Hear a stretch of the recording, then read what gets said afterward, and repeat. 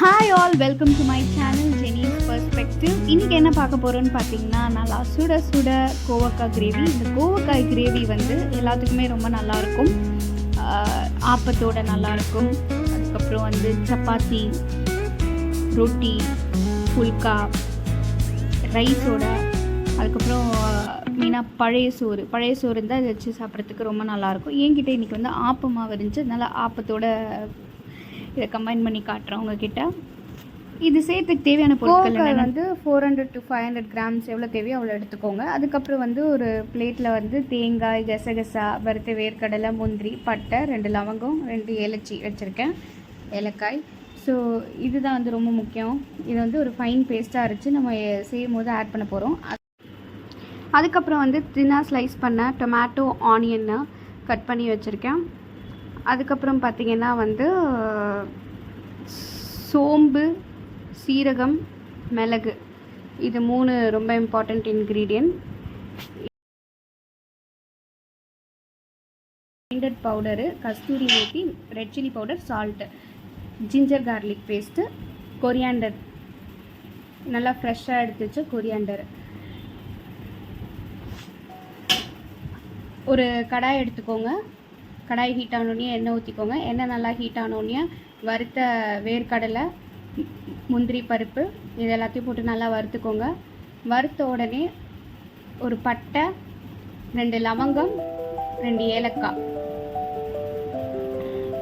போட்டு ஓரளவுக்கு நல்லா ஃப்ரை பண்ணி எடுத்துக்கோங்க. ஃப்ரை பண்ண உடனே தேங்காய், கசகசா நான் போட்டிருக்கேன். உங்களுக்கு பார்த்தாலே தெரியுதா, நான் வீடியோவில் வந்து காட்டில் ஆட் பண்ணும்போது. இதை நல்லா ஃபைன் பேஸ்ட்டாக கிரைண்ட் பண்ணி எடுத்துக்கோங்க.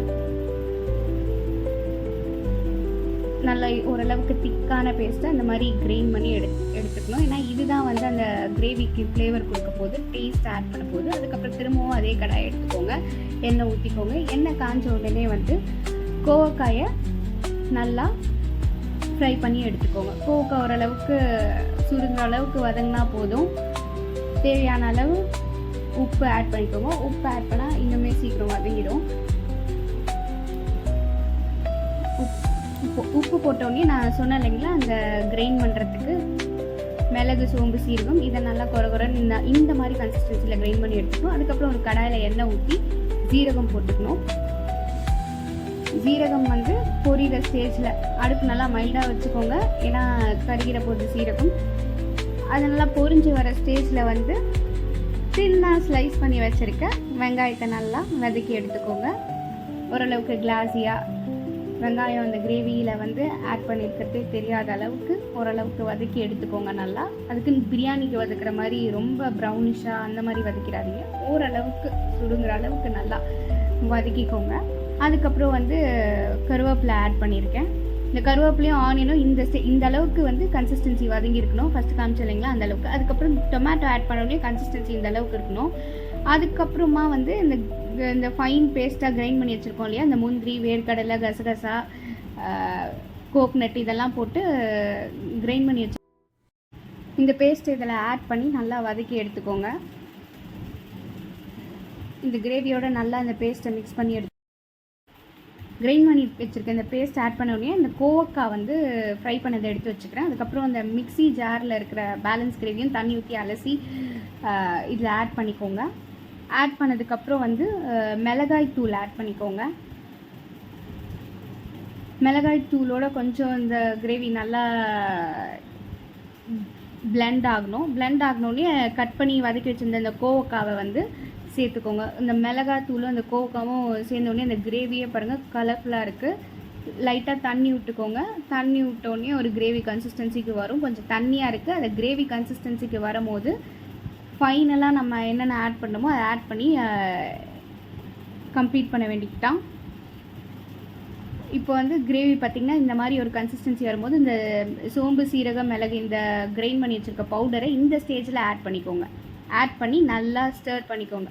அது எல்லா இடத்துலையும் மிக்ஸ் ஆகிற அளவுக்கு அந்த ஃப்ளேவர் நல்லா வதக்கிக்கோங்க. வதக்கினோடனே இந்த ஆயில் நல்லா பிரிஞ்சு வருது பாருங்கள். அந்த ஸ்டேஜில் நல்லா தெரியுதா உங்களுக்கு, நல்லா கொதிக்க ஆயில் நல்லா கிரேவிலேருந்து பிரிஞ்சு வருது. இந்த கன்சிஸ்டன்சியில் வந்து கஸ்தூரி மேத்தி நல்லா க்ரஷ் பண்ணி கஸ்தூரி மேத்தி ஆட் பண்ணிக்கோங்க. அது இன்னமும் டேஸ்ட்டை வந்து என்ஹான்ஸ் பண்ணுறோம். கஸ்தூரி மேத்தி ரொம்ப ரொம்ப நல்லாயிருக்கும் கஸ்தூரி மேத்தி ஆட் பண்ணால். அதுக்கப்புறம் வந்து ஃபைனல் ஸ்டேஜில் வந்து பாருங்கள், பார்க்குறதுக்கே கிரேவி செம்மையாக இருக்குது, டெம்டிங்காக இருக்குது. அதுக்கப்புறம் வந்து இந்த கொரியாண்டர் சாப் பண்ண கொரியாண்டரை வந்து ஆட் பண்ணிக்கோங்க. நல்லா க்ரீனிஷாக இருக்குது. இந்த கொரியாண்டர் ஆட் பண்ணோடனே அந்த கிரேவி அப்படியே லாவிஷிங்காக இருக்குது, வேறு லெவலில் இருக்குது பாருங்கள். அது கொதிக்கும் போதே உங்களுக்கு தெரியுதுன்னு நினைக்கிறேன்.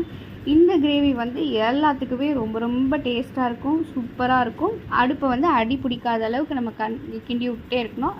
இந்த ஃபைனல் ஸ்டேஜில் வந்து ஆஃப் பண்ணிடலாம் அடுப்பை. ஓரளவுக்கு எண்ணெய் நல்லா பிரிஞ்சு வந்த உடனே கொரியாண்டர் ஆட் பண்ண உடனே அடுப்பை ஆஃப் பண்ணிடலாம். பார்க்குறதுக்கே செம்மையாக இருக்குது இந்த கிரேவி. அதுக்கப்புறமா இந்த கிரேவியோட இப்போ ஆப்ப மாவு இருந்துச்சு, அதனால் ஆப்பத்தோடு கம்பைன் பண்ணி உங்ககிட்ட காட்டுறேன். வேறு லெவலில் இருந்தது டேஸ்ட்டு.